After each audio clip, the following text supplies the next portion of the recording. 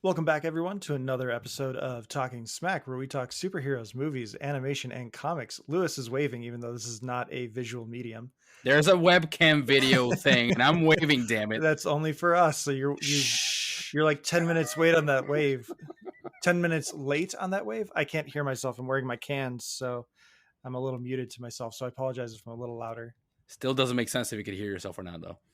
So I'm just saying. So I am your host, Josh Scar, and joining me this week is Lewis and Matt. Gents, how you doing? Doing good. Doing good. How are you? And this week we're going to be doing an open subject that I'm lovingly naming after one of my favorite Animaniacs characters, Mindy. And the episode is going to be titled "What You Doing?" But before we get into all of that, I do want to talk really quick about last week. You would have heard the ad before. We're going to have the ad after. We will be taking part in the live stream for The Cure, which is a big 3-day live stream event to benefit cancer. The goal is to raise $20,000 for cancer benefit and looking for a cure. And we have the Friday at 10 a.m. Eastern slot, which may actually expand to the 9 a.m. Eastern slot. Overall, it is a very cool benefit. If you can't watch us on day 2, you can watch day 1, day 2, or day 3 whenever you're free. It goes from 9 a.m. Eastern to midnight Eastern for those 3 days. So it's a very cool event, and it's for a very good cause. There will be a link in the description of the episode. If you want to donate, you can donate early, or you can wait till the stream starts and you can watch whatever show and donate then and kind of be part of the event. It's very fun, very cool, and I'm very excited to be a part of it because fuck cancer, and we want to do what we can to do good, I guess would be the best way to not so eloquently put it. But first, give money, kill cancer. We good. There we go. Let's go. Why use lot word when few word do trick? There you go. A really bad Office reference for those of you out there that didn't quite get that one.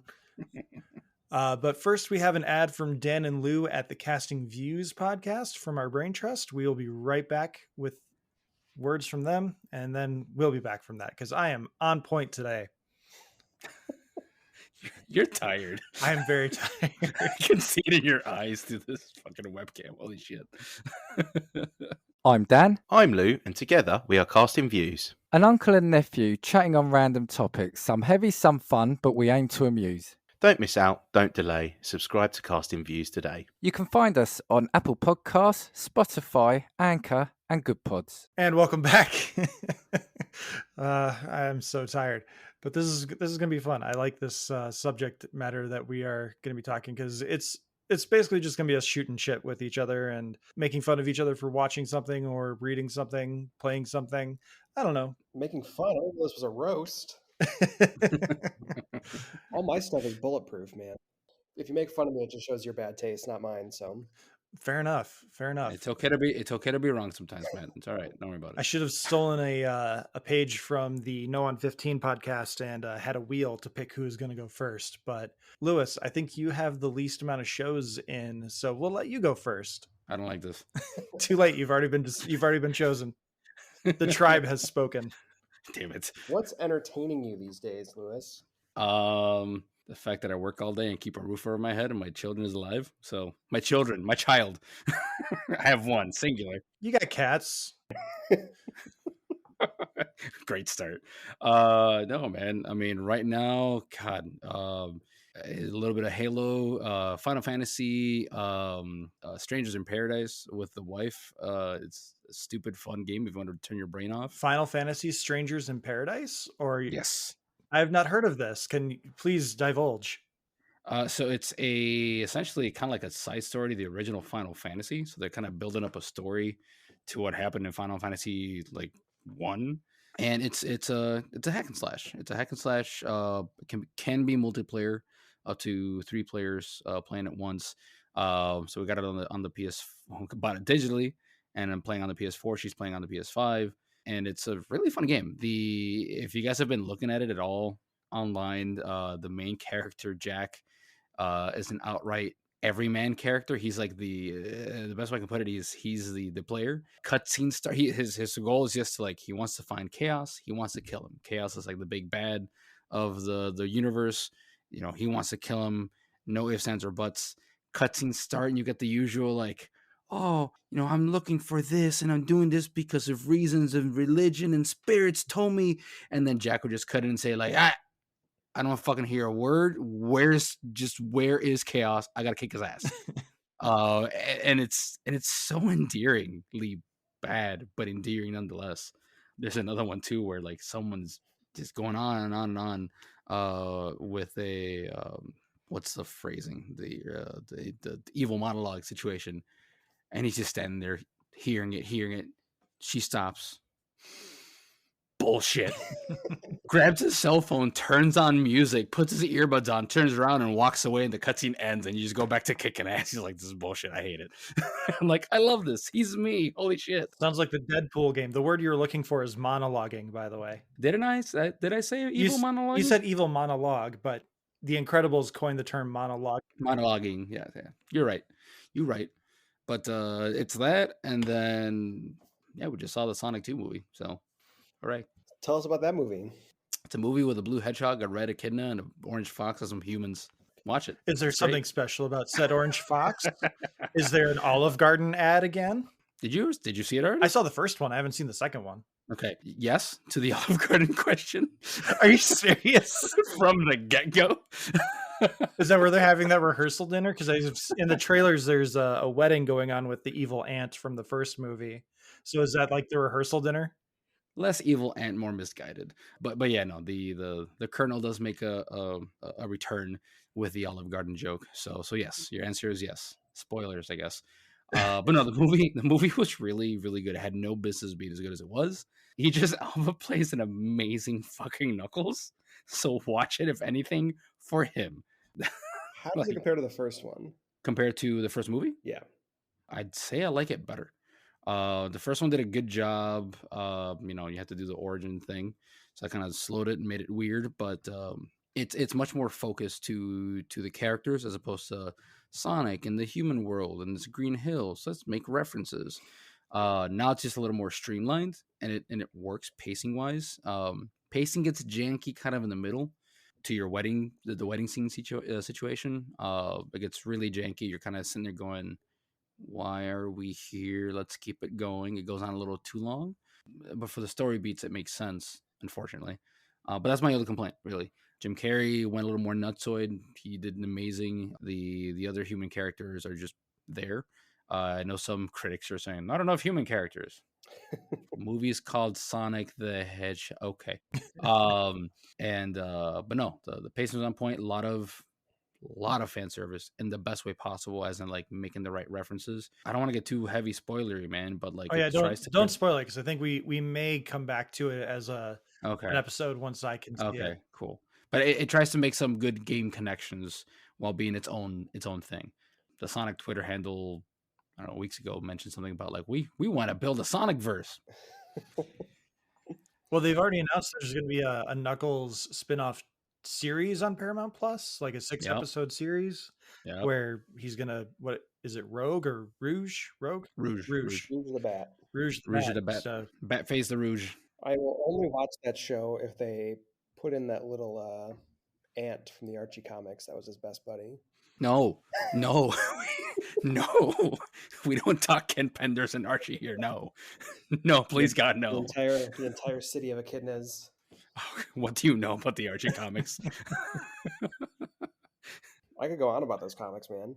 Oh my God, this is gonna be amazingly awful. Josh, what have you done? This is what I was hoping for. I didn't know Matt was into Archie Sonic. Even though this is called What You Do, and it should also be like subtitled Tangents. When I was a kid, that was the first comic that I ever bought. When I was a kid, I had a box of at least 100 issues of like Sonic, Knuckles, miniseries, various specials. I got it, you know. Yeah. You and me both, man. I got the. Let's talk about Ixis Nagus. I can do that. Yep. That's not about that. Mammoth Mogul. Yep. Yeah. Oh no, what have we done? Did we just become best friends? Is that a Step Brothers reference? Like appropriated correctly in this podcast? I Oh got my I got god. 2 more questions about the movie. First, does Sonic kiss a woman? No. No kissing of women, neither princesses or otherwise. Is there any Sonic Adventure Knuckles rap? God, I wish there were. No. No. Trash movie, I'm not seeing it. Yo, this is Pumpkin Hill. Wah, wah. So to kind of touch on what you were mentioning with the critic reviews, which I've seen those as well. That's probably the one thing that keeps the Sonic movie from being my like a number one video game adaptation is the fact that it does the trope of no one's going to get it if we just set it in the Sonic universe with the video games. So we got to make it the real world where all of a sudden this crazy video game character comes from his world into our world and wackiness ensues. I mean, one good turn deserves another. Way back in the day, there was the Archie comic where the kids fell into the Genesis cartridge and Sonic had to save them. So Why, man? Why? This is gonna be either the most downvoted podcast if I introduce this to the Sonic community, or the most upvoted thing. Oh my god! Because nostalgia's big, man. They're gonna be like, I remember that. Oh god! sorry, Josh, I interrupted you. I just had to get my Well, that was basically my rant. Is like I really like Detective Pikachu as far as like video game movies go. I think that's like my a number one. I haven't seen Uncharted yet. We do have a very special episode planned for that one with the video game club guys, where they're going to come in and we're going to talk about it. It's gonna be a 1 minute podcast. It's gonna say, don't go, and just gonna cut the credits. Well, it's going to be we're going to talk about it when it's on VOD. Obviously, it's already out of theaters because it's so bad. But well, true. I want to talk about it because sometimes bad things get you better ratings. So a little peek behind the curtain. You're Craven, man. Like, I'm a glutton for punishment. You're Craven Right. the Hunter, just hunting those ratings and those clicks. I want to be able to take care of my friends and monetize this podcast and, live comfortably myself. You know what? At least he's being honest. He's not, can't even call it selling out. He's been selling from the get go. No. I do it for the love of the game, but you do you. Well, you can do it for the love of the game and get paid. Oh, interesting. By me, who is getting paid by other people. So, I'm the one selling out and you're just reaping the benefits. You can only sell out after you make it. So you're starting from the beginning. So again, I respect that. Yeah, you make some interesting points. I'll have to think about that. So yeah, I think like Detective Pikachu, given all of its flaws, I will admit it is very flawed. But I think it's the best video game adaptation because it does kind of just say, this is Alola or whatever mega city. And there are Pokemon here that people that live with them, people train them and people catch them. And it's a world where Pokemon exists. It's not like it's our world and then someone's like, I'm going to make a Pokemon. And then just like a crazy vortex opens up and like, oh, we've created a rift and now all the Pokemon live in our world. Like, no, that's not interesting. It's not fun. It's tropey. It's boring. So I like that Detective Pikachu went at least tried and seemingly succeeded in just being like, here's the world. We're in it. Enjoy the story. Yeah. I mean, so many points. I think it works better this way with the Sonic movie to bringing it in from another world type of situation. At the end of the day, they're not coming from another universe. They're literally coming off another world. Kind of explained, probably the only spoiler, which you see it in the first minute of the movie, but like alluding to that, the entire universe is connected, just different worlds type of situation. So, I'll take that. I think it works better this way. I'm gonna get real fucking nerdy here. Sonic Adventure was the first time they tried to bring humans and the little fur creatures together in the same world. Sonic Team and Yuji Naka being who they are, they dropped a ball on that personally because they didn't touch on any of it. It just felt very, very off-putting and just out of place. And then same thing again with Sonic Adventure 2. I just felt very just off. Like, you can have the Dr. Eggman, the human, be part of the cast and be the evil guy without explaining, like, why is he human? Why are they not? So, like, if you got to bring it to the world of movies, and you got to make the tie-in, which is what it is, you got to make the tie-in. It's better to not over expand on the world to a new audience and just say, hey, he's from another world, spit him into our world. We're humans, they're not, and then oh my god, and adventures ensue. It works better this way, trust me. There's so much shit. It's kind of to what Matt and I alluded to with the Archie comics, and even now with the IDW comics that Ian Flynn and friends are working on, which is 10 times better. There's ways to do it, and there's ways not to do it, and I think we learned that through the comics. To your Sonic Adventure point, like I think a much more elegant solution is in the Archie comics Sonic the Hedgehog series. All the humans they just lived in a big city that was in a valley that nobody knew about before, and then Sonic goes there and he's like, "Oh look, it's the president." Yeah, I mean that was after the Sega enforced Sonic Adventure adaptation, post Sonic 50 issue 50. After Sonic finally prevailed over Dr. Robotnik in Sonic the Hedgehog issue number 50, he came back later. Obviously. Yeah. You know. I love how they had to kill him off and bring him back to explain the design changeover. But in the UK Fleetway comic, he just put on a new red jacket. Fucking Archie comic, fucking Sonic, Jesus Christ. But yeah, no, there was ways to do it, but again, it's already a predisposed exposition. You can't do that with a 2-hour 90-minute movie. So, and I mean, that's all I'm getting at. It's a kids movie, right? Like, you know, I was surprised at how much I enjoyed the movie when I likewise saw it. Granted, I think I saw it when it hit Paramount Plus or CBS All Access or whatever it was at that point, which was like still in the throes of the early days of 2020. The infancy, yeah. So I was like, I probably would have taken anything. It's like, oh, I feel something besides terror. Yeah, shit, tell me about it. The Sonic movie was the last movie I saw before everything shut down, actually. So yeah, I get it. Yeah, that's better than me. I had the Rise of Skywalker was the last movie I saw in theaters before having recently gone to see No Way Home. Before Spider-Man, the last movie that I saw, we used to live we were within walking distance of a movie theater. And one day in January, we were like, oh, let's go to the movies. We're going to walk down and make a whole day of it. We saw 1917. We saw Little Women. It was a great day. We were like, we're going to do this all the time this year. This is going to be great. So that breaks my heart to hear, man. Sorry. That breaks my heart, man. For a long time, the last thing I saw in the movie theater was Bob Odenkirk coming into that little house and going, "My Little Women." All right. So, Matt, what you doing? Oh man. You know, I can't let an opportunity go by where I have the opportunity to talk up the hit CW show Superman and Lois without talking up the hit CW show Superman and Lois. The show rules. I thought you were going to transition that into Riverdale. I heard that's been going crazy too. Riverdale. Tangent. I can go on a tangent. That show is. I've seen like a season and a half of that show. That show is bonkers. The first episode is like, you know Archie. What if he fucked? That's what I heard too, man. Who's that? Who's Archie fucking? Oh, it's the teacher that in the comics was an old lady, but now she's hot. I mean, that's yeah. Okay, so that's right on the money of what I heard. Is like take Archie, inject it with Dawson's Creek, and crank up the hormones.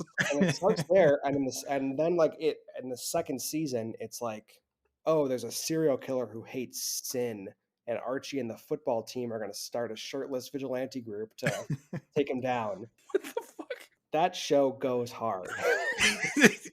So I was hoping you were more up to date because I haven't seen this show, but I heard a description of like one of the more recent episodes. And keep in mind, this is a single fucking episode. Archie and the dog get superpowers. I believe someone becomes a werewolf or a vampire. And then someone else goes on like a serial killer hunt. I think they've gone full on multiverse shit now. There's an episode, I think at one point Archie goes to prison.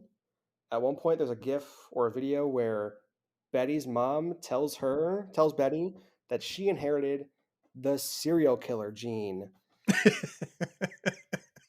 Holy shit.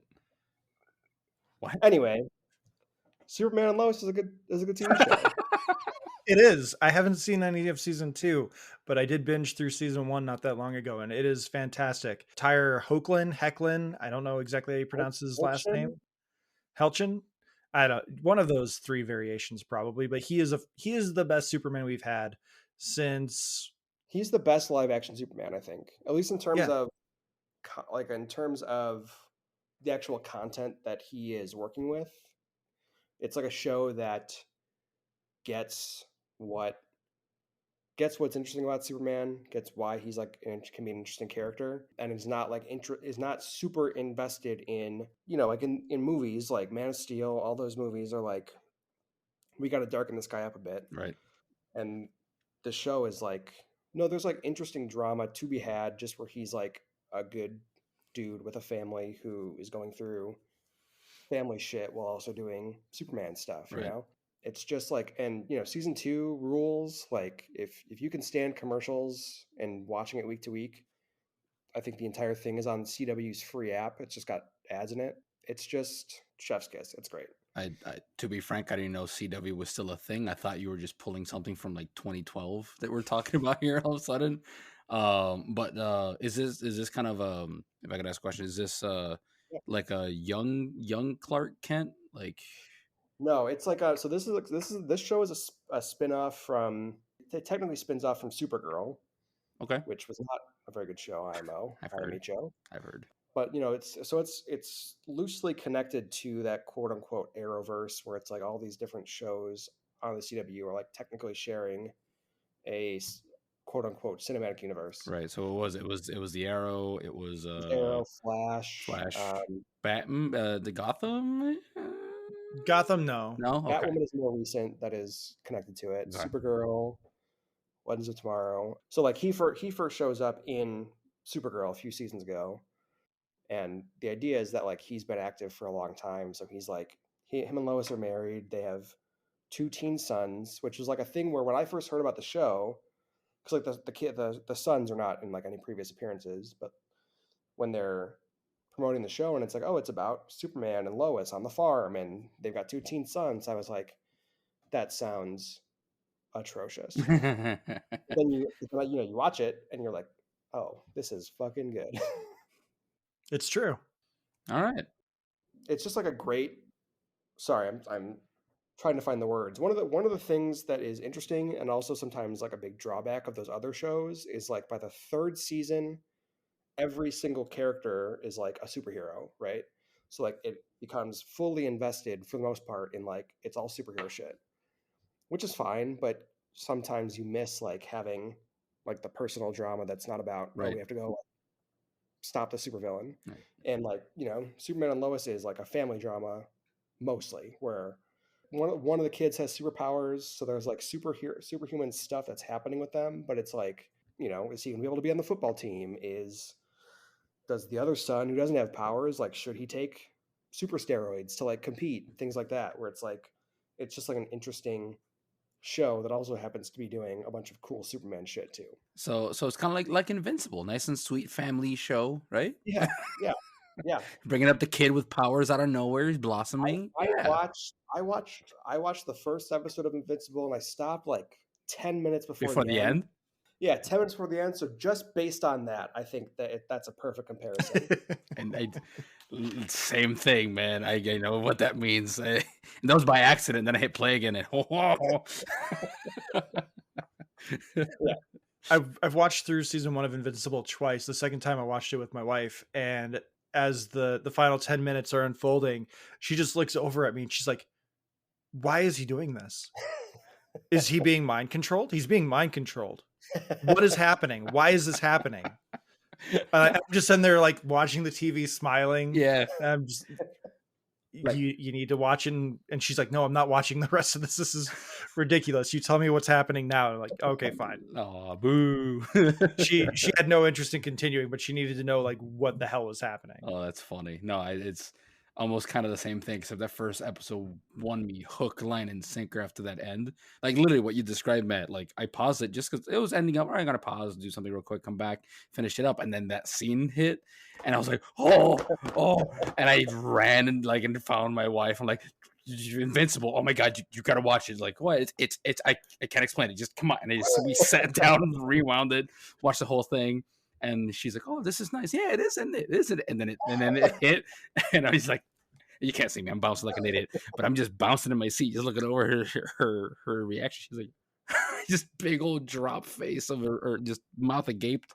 And then we were hooked from there. With like the minute it would drop, we'd get back to it. But the style of like the comic, and I say style, not necessarily meaning like the art of it, but like I forget the name of the character now, but like there's the one mob boss who speaks through auto tune. yeah, And awesome. And then you've got the clone doctors, like you never really know who's who. And there's so much really good character stuff in there. Like Great ideas, just yeah, in general. it's Period. like Monster Girl. She's the Hulk, but instead of her just being a rage monster, she's got her own little twist where like every time she transforms, it takes a week off of her, or not off of her life, but it makes her a week younger. She ages And so backwards. yeah, so she started as Monster Woman and now she's Monster Girl because she's physically an 11-year-old person with a like 29-year-old's mind. And it's really interesting stuff. What else though, man? You can't just be doing Lois and Clark 2.0. What else is out there? So much better than Lois and Clark. I said 2.0. Yeah, but again, still so much It better. means Like better. doesn't deserve It it means does not deserve to be in the same breath. Give me a break. What are you doing, Josh? Come back to me. What are you doing? So I'm doing quite a few things, surprisingly. Like I made a list of a few things. Like I'm keeping up with Halo, which I'm not going to talk about too much because we are going to do an episode on that. The show? Yeah. Oof. So, That's that. I wrote that down too. I've only seen the first 2 episodes, but I am surprisingly, despite myself, enjoying it. And okay, we can get into it, but I think you probably had other stuff. Yeah, first. we're going to do like a full season recap on it too, but maybe we'll touch on it since Lewis has given it a woof. No, okay, continue. No, I haven't seen. It's a lot of back and forth. But anyway, continue. I'm also watching Attack on Titan, which again we're going to be doing an episode on. Lewis and I are going to be teaming up with Slade from the Video Game Club. I have never seen this series. Slade and Lewis love it. I'm binging through it as quickly as I can so we can talk about was it season 4 part 2's finale? Mm-hmm. Yeah, and they announced season 4 part 3. Yeah. Season 4, part 5. It's really over for real this time, we promise. Surprise, there's a movie. We've been threatening to end it for years now, and now we finally are, or will we? Oh, anime productions. I've been reading the new She-Hulk comic. Ooh, that book is good. No, that's really good. I also, the big thing I started doing was I started collecting the Tom Taylor run of Nightwing comics because I read his 2-part crossover where one issue happens in Nightwing and then the other issue happens in Superman, Son of Kal-El. Tom Taylor just really has a knack for getting who Dick Grayson is, as well as this grasp that he has on the new-ish character of Jonathan Kent as Superman. Those are really good. I've been slowly making my way through Horizon Zero Dawn. Finally, I'm only like 5 years behind. Hey, yeah, it means you're 5 years ahead of me, man, because I still have that. Mine's still in the shrink wrap. So PlayStation gave away a free digital copy of the definitive edition sometime during the pandemic. I know, which is still ongoing, but I booted it up. Back when people cared about the pandemic and convincing people to stay home. Yeah. I booted it up and started playing it back in February. And again, my wife saw me playing it and she's like, oh my God, this game's amazing. So like she got invested in the story. And so now I'm not allowed to play unless we all have time to sit down and watch the game unfold. That's also my problem with a lot of games with a harrowing story. Like Uncharted 4, I was waiting for her for the longest time and she never showed up. So I said, fuck it, I'm gonna keep going. And then eventually something else happened and I still haven't finished that. Tomb Raider, same story. We got through the first section. Never went back to Tomb Raider. The second one, Rise of the Tomb Raider. Skip ahead. I got a child. He's 5 years old now. So much shit that I just haven't touched. I'm trying to finish Guardians of the Galaxy right now, which is a shame because apparently it's only like a 5-minute long game. So far, so good though. I'm having the opposite problem with Horizon 2 Forbidden West. We have one PlayStation 5, and my wife is really into that game. She was into the last one too. So like, I'm enjoying it too, but she's played a lot more than me. And now she's so far ahead of me that like, if she's playing, I'm like, okay, I'm going to leave you alone. Leave the room. Yep. I don't see everything that I'm going to see in like 30 hours or whatever. So she's got like 50 hours on me or something. And I'm just like, I'm coming downstairs. Can you pause it a second?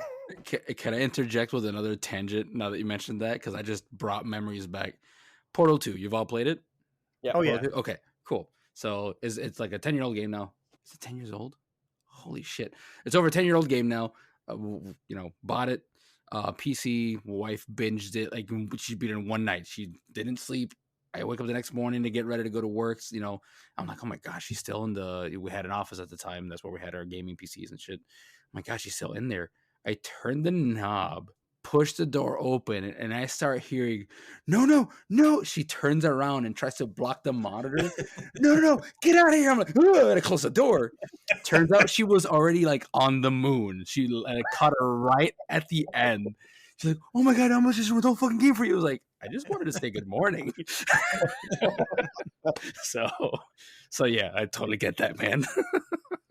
Portal 2, one of my all-time favorites. Hell yeah. Josh, you mentioned that those Tom Taylor Nightwing comics, and I wanted to mention, like, I've been reading those on DC Universe Infinite, which is a cool app that you should use if you like comics. But no paid sponsorships. Yeah, not a sponsor, but could be. We'll take your money. We love DC app. The art, most issues, I don't think every single issue is been done by the same artist, but I can't remember the name of the main artist on the book, but it's so good that like almost every issue that I've read so far has like at least one splash page or 2-page spread that is just like beautiful. Like, just, I don't even know how to describe it. I don't even know why I'm talking about it right now. I'm just to say art good. Hey, I can sense you're in awe. There's like one page, I think it might be the first page of the run, where it's like Nightwing is jumping towards the camera, so to speak, and there's like a bunch of like quote unquote shadow images that are like showing you the arc of the jump, but each quote unquote shadow is like a different Nightwing costume, or him as Robin, or like, him when he was, just tons of like cool art, like cool compositions like that just look so good. And I just, the writing is also solid, but even if I hated it, the art is like really what sells that book for me. Not enough for me to actually buy it, but Bruno Redondo is the guy's name, the artist. Tom Taylor's the writer, but his art is fantastic. That's kind of what really sold me on deciding to go back and like pay a little bit extra for these back issues through eBay and stuff. There's a full page on Nightwing, I think it's 82 or 83, where the crossover with Superman, where they use Nightwing as bait to draw out some thugs, and he gets pushed over an edge, and then the page is just the next page is just him like arms behind his head, his legs up in the air as he's fallen casually, and he's just kind of like, y'all messed up now, as they're like looking over the edge at him, and you can see on the bottom of his boots the soles have the Nightwing logo too. And I'm just like, that Dick Grayson, he knows branding. Putting himself out there first and foremost. It's a cool book. While I'm on, so I can't recommend it because it hasn't happened yet, but like Chip Zdarsky taking over Batman. Yes. Chef's Kiss. Chip Zdarsky, anything that's immediately going on. Wait, it rules. All his comics rule. That's a shut up and take my money moment. Yeah.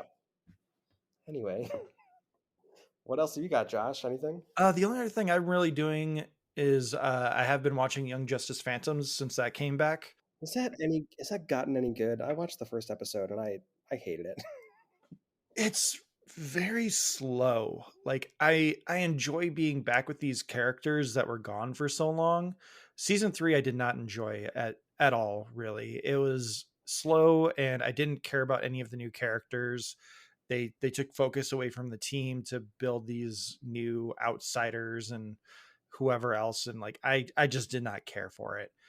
This one, they are focusing more on the team. They're doing, like, I don't mean this in like a bad way, they're doing a season 4 Arrested Development where they're doing like 3 to 4 episode arcs for each character, which will culminate eventually in all of them coming back together for the finale, or the multiple part finale, whatever it's going to be. I think it's better. I don't know if it's as good as those first 2 seasons are. You know what it was in that first episode is because the first arc, I assume the first arc is all about Martian politics. Mm-hmm. And like, the way that they, so like in DC Comics, you know, all the Martian stuff, like it's kind of like Klingon, where like there's apostrophes and fucking everything, every word. It's a pretty loose allegory for Middle Eastern politics Yeah. in this case. And the way that Young Justice interprets that is that they like pronounce the implied stop, so it's not Jean, it's Jean. And like it's an episode where like everybody's on Mars and everybody's talking in proper nouns, Martian.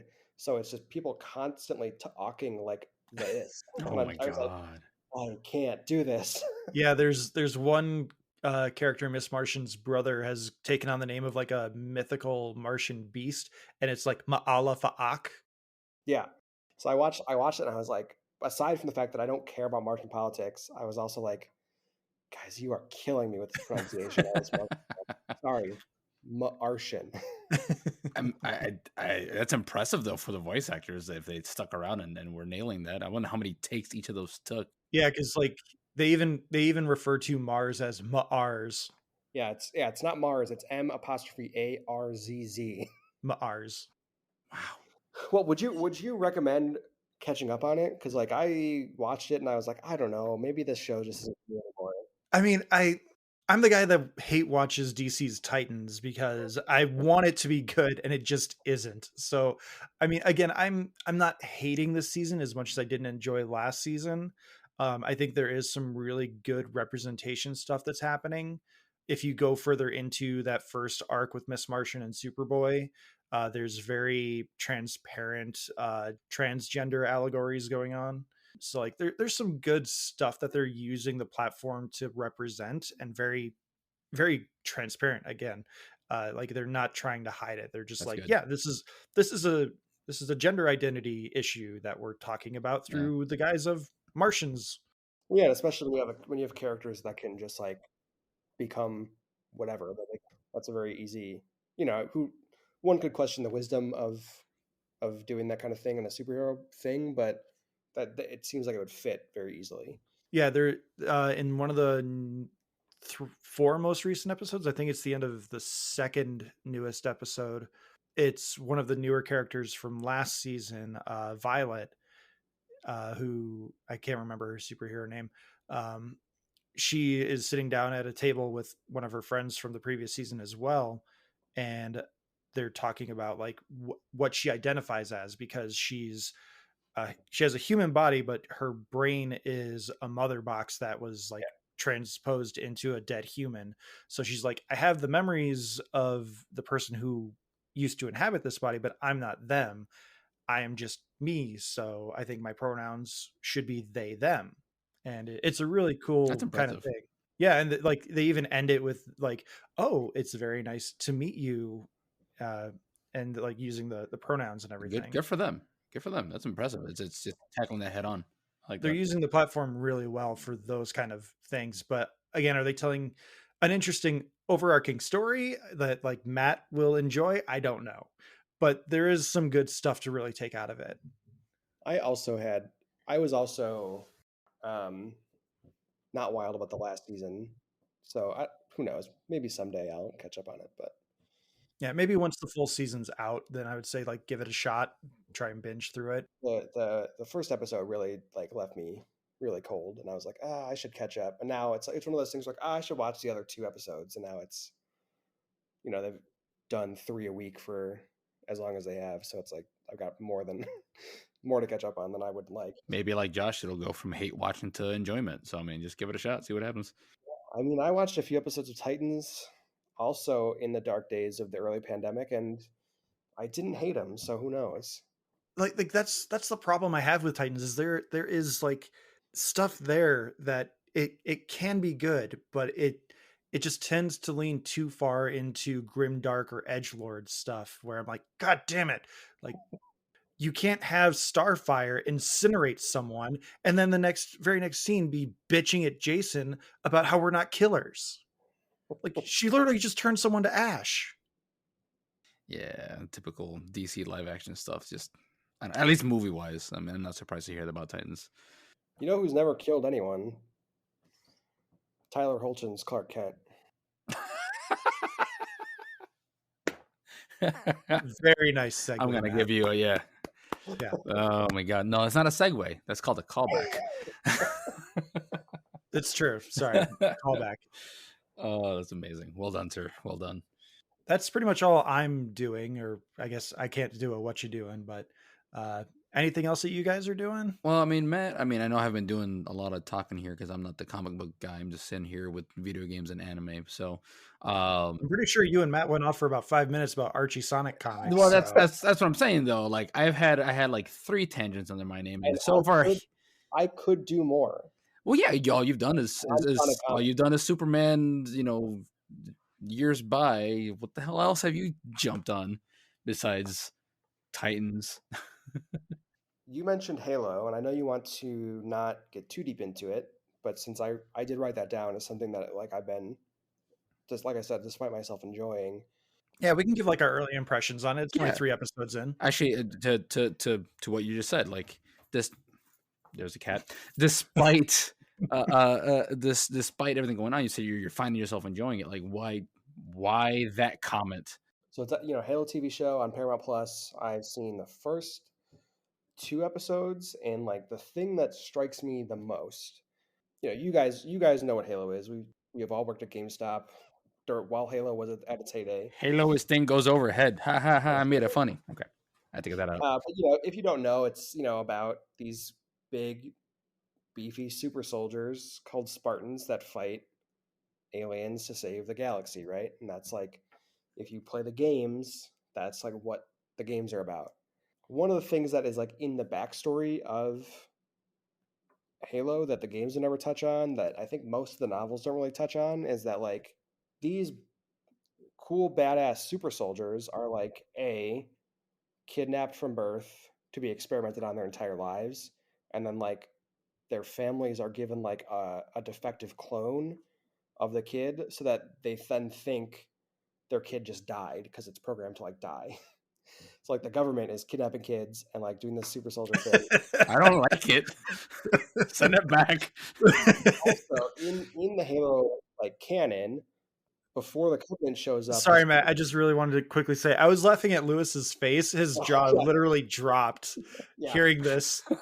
I wasn't laughing at Matt talking about defective clone babies that are meant to die. That's hilarious. That's some dark humor right there.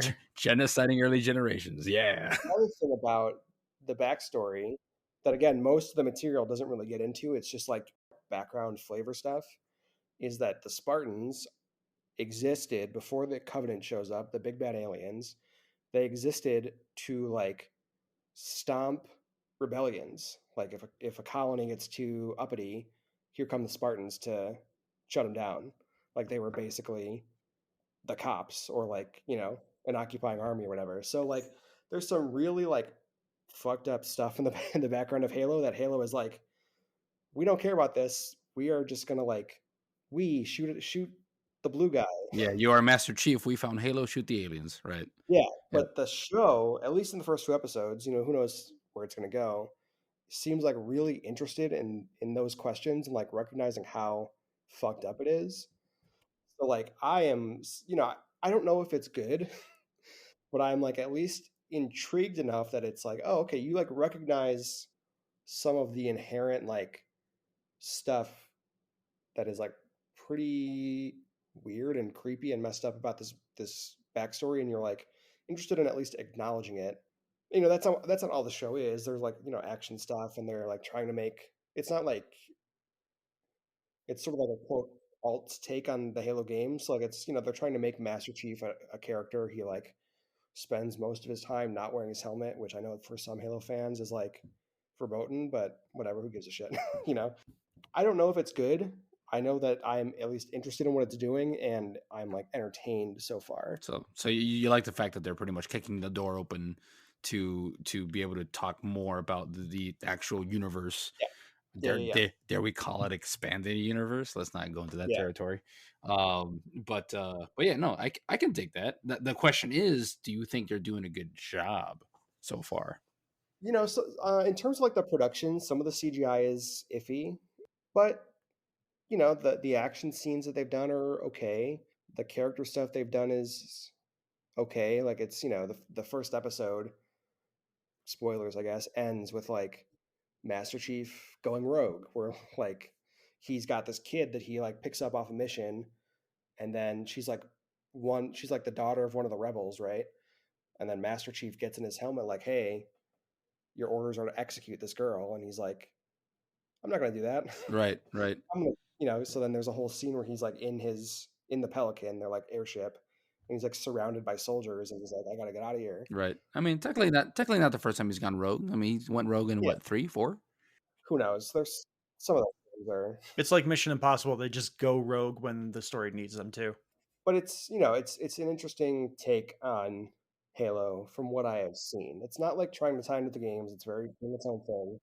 If I didn't already have Paramount Plus, which is a terrible service, it's a horrible app. But if I didn't already have it because I am beholden to Star Trek, Oh I no. wouldn't recommend like going out and like getting it for the show. But if you already happen to have it, or you have a hookup for it, you could do worse your time. You could also do better if you have Paramount Plus. You go watch Star Trek. The only reason Paramount Plus about to be introduced into this household is Sony finally forced Funimation to just go to Crunchyroll. So now that's a subscription I don't need anymore, and we're going to send to Paramount Plus, not for Halo, mostly for the kid SpongeBob access. Just give them something to watch.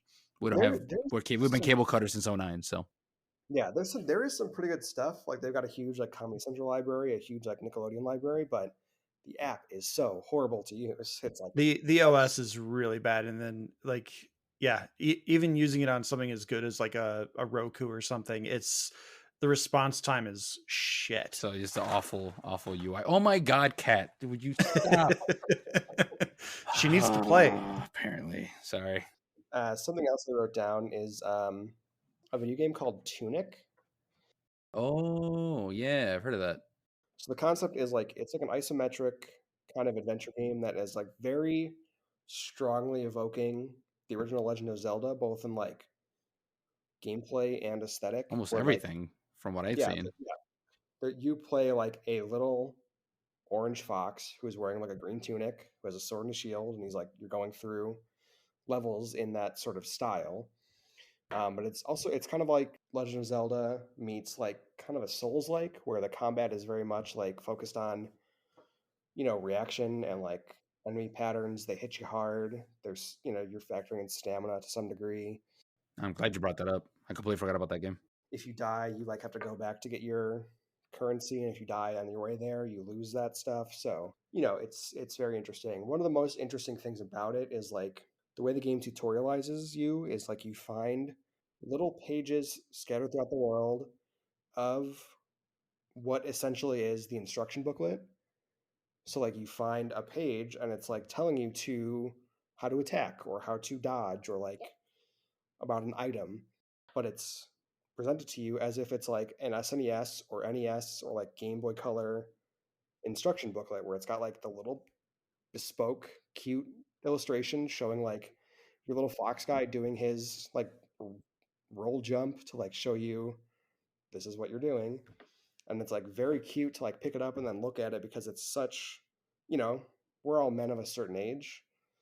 I remember when video game instruction booklets were a thing, and they were just like actual little books that were people put effort and talent into making, and it just really evokes that. Some 30 some odd pages of full-blown color and how-tos, and we found out that Knuckles eats grapes. Callback. They really evoke that feeling quite well, so it really makes you nostalgic to some degree. But it's great if you have an Xbox One or Series S, X, whatever.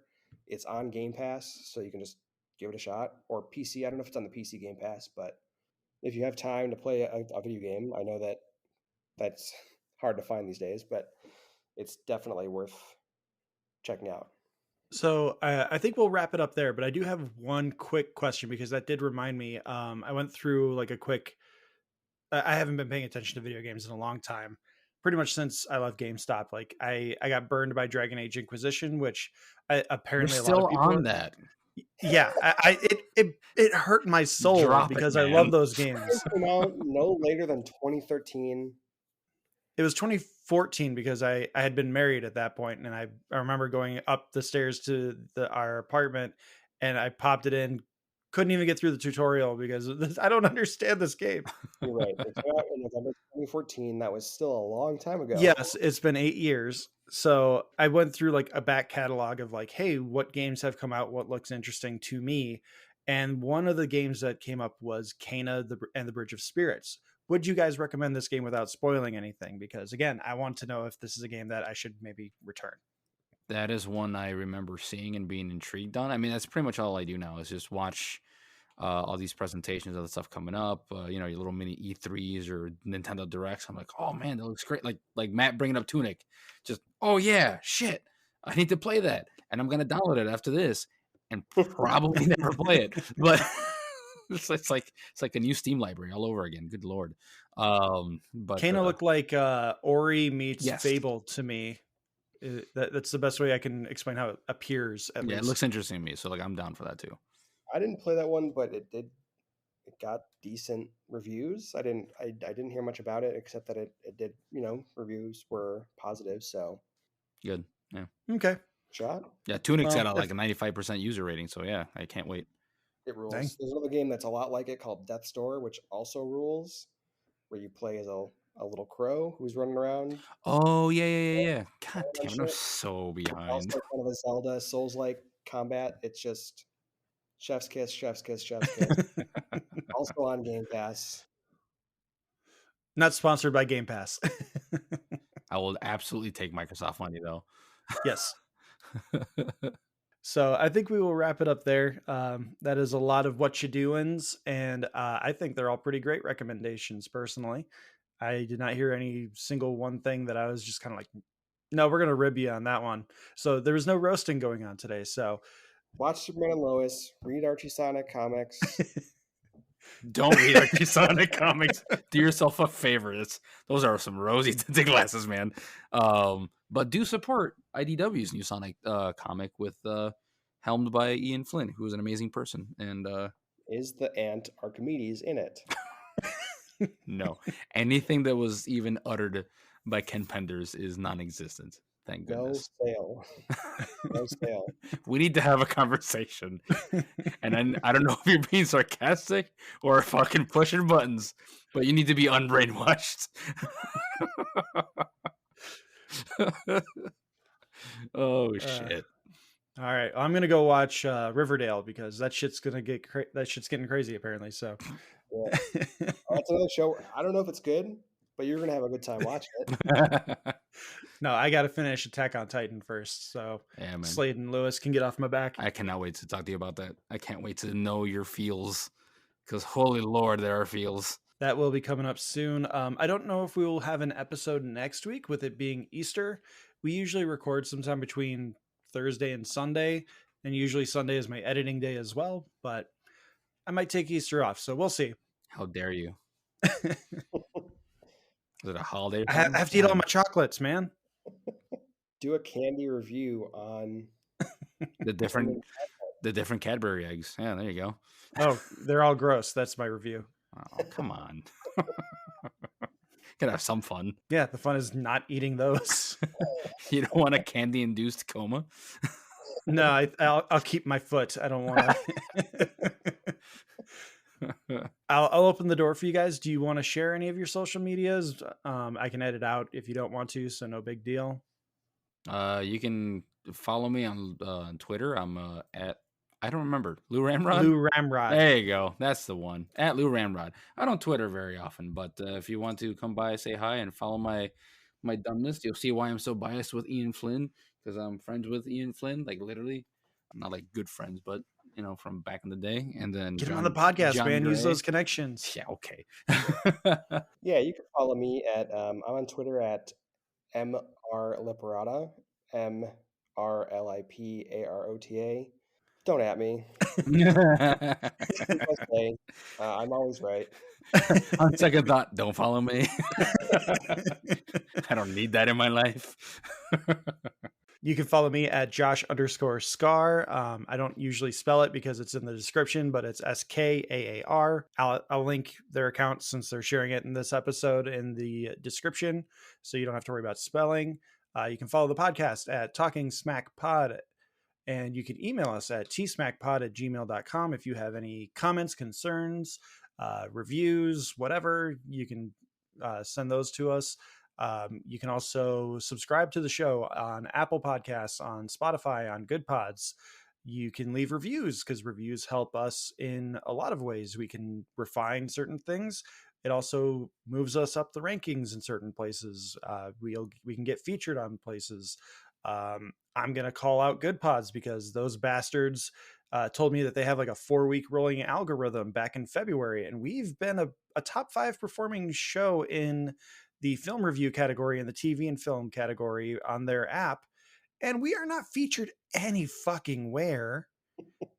Is it a listening? Does it require listens for it to be like showcased? I don't know. They're not transparent about anything. I just know that they say we've like there's time in February where we were number 1 for like 3 or 4 straight weeks. And it's like, hey, cool, we'll get featured. Nope. Is it because they're lying bastards? Is it because you got some minorities on here? We'll leave if you want to. No, I would rather have you than Good Pods ratings. I'm just fucking with you. I know. But I'll leave if you want me to. I mean, they're newer, so I mean, I'm mostly just giving them shit. They're newer, so like their algorithms and stuff are not finely tuned. But yeah, I mean, there's still some bullshit going on, I think. But I think they just don't like me because I call them out on certain things. You probably just got kicked off the platform with that, by the way. I'm just saying. Yeah, you should do some acting. If they listen, we'll find out. We'll find out. I'll leave this in and we'll see what happens. But please leave reviews because again, it does help us as well as you. So reviews are appreciated, and please share lots. Your friends, your circle. If you're not posting 5 stars, don't bother. Get out of there. And we just got a bunch of 1 stars everywhere. Yeah. Thanks, Matt. That's how the power of the internet works. You know that. You've been on here long enough. We have the power to edit anything before this goes up. It's true, but I also like leaving most of the stuff in because it makes it feel more natural and it gives a good glimpse of who we are. And like personally, I'm not the funniest person in the world, so I like it when we can laugh together. If you don't end this with a good edit like The Simpsons, freaking like sweet can. I was trying to figure out because I'm still learning a lot of this editing and audio snapping or snipping, whatever. Snapping. And like I want to kind of start teasing when we have big episodes. Like we have the Batman coming up as a review episode soon. Matt's getting very excited, and like I want to like figure out how I can take a soundbite and post it in the end. Be like, and next week, then like I'm vengeance. Yeah, that you're still using Audacity, right? Yeah. Talk to me, man. Like, talk to me. It's the easiest thing in the world. I can barely get you on the podcast. How am I supposed to get you on a video call? Dude, just make a new file and then paste it over it and be done with it. There you go. You already know how to put the ad promotions from the other same shit. Done. Well, I don't know where to find the audio file though, but this is all getting edited out. What? Where do I get the audio file of Batman going, I'm vengeance? You either make it yourself, that was awesome, or like find the clip somewhere, make Audacity record it, you save the clip, you bring it back in. Fine. Maybe I'll make this a post sample then because you helped me out. So thanks everyone so much for listening. Please again, subscribe, rate, review, and I'm going to be your editor one day. I'm going to edit out Lewis's laughing here. We'll talk to you next time. Good night. Goodbye. Guys. Whatever time of day it is for you. I usually say take care. I don't know why I said good night. I'm tired. Bye. Take care. Watch Star Trek.